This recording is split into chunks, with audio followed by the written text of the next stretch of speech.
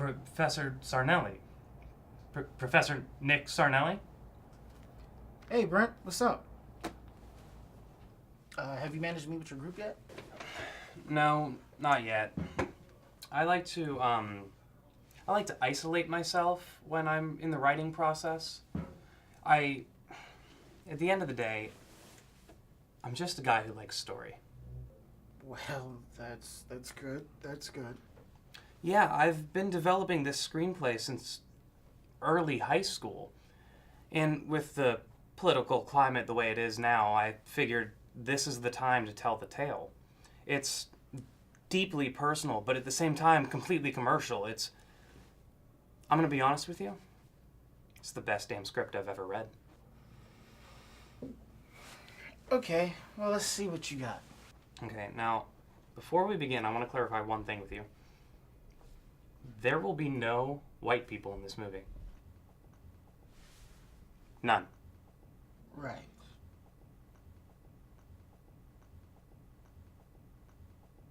Now, picture this.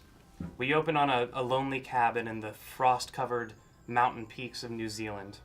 We dolly in through the window, and we see an old man resting in an armchair by a fireplace.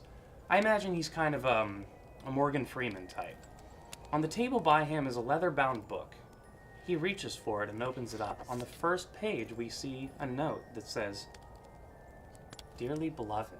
Smash cut. We're in the present, and we are introduced to Eddie, played by Daniel Kaluuya. He's an LGBT-friendly African-American dishwasher, working under the employ of this man, Leopold. Right. Now, Leopold's a blind Holocaust survivor, played by Luis Guzman, and he's notoriously homophobic. Now, Eddie works in this restaurant that Leopold co-owns with his Asian-American girlfriend. I'm thinking like a Brenda Song type could play her. Her name's Tiffany. However, things take a turn for the worse when Tiffany is captured in the very Wachowski-esque action sequence by two government agents played by, Viola Davis and Zoe Saldana. Okay, well... I imagine that their dialogue would be kind of Tarantino-esque. can I ask why? Now, picture this. They take her away through a magical cupboard to the year 2099. Okay. It's the future. It's a Blade Runner-esque dystopian society in the vein of Blade Runner, where white people have been enslaved by machines, and deservedly so, I might add. Wow. Since that's where this country's headed anyway.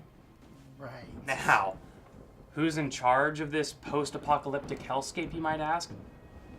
None other than Commander-in-Chief himself, Donald J. Trump.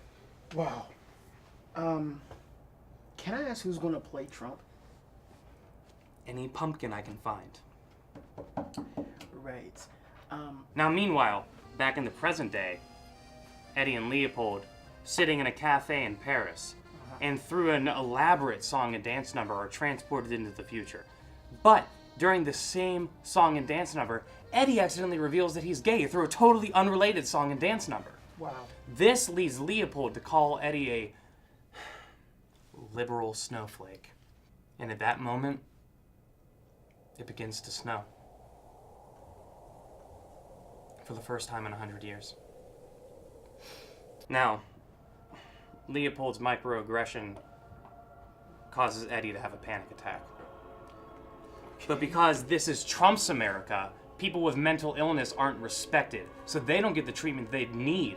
Eddie can't get treatment, and ultimately leads him to die on the steps of the Lincoln Memorial, cursing God to his last dying gay breath. Right. What do you think? Well, first off, I have a few, or not more than one, problem with your story. Really? Yeah, I mean, you got a black gay lead who is dying on the Lincoln Memorial steps, mind you. I mean, 82 years into the future is what you're saying here. I'm just trying to change the world with my movie, Teach. Okay, I got an idea here. So, what if he was black, he was gay, and he had cancer? Yeah. That's pretty good. I like that.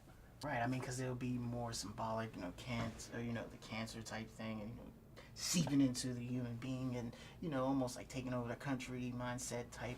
Right. And it leads directly into the extended mudcrab attack that defines the third act. It's amazing. Well, son, forget your group, forget the assignment. We're going to take this all the way to Hollywood. You're serious? Does Gonzo fuck chickens? Yes! All right. Yes!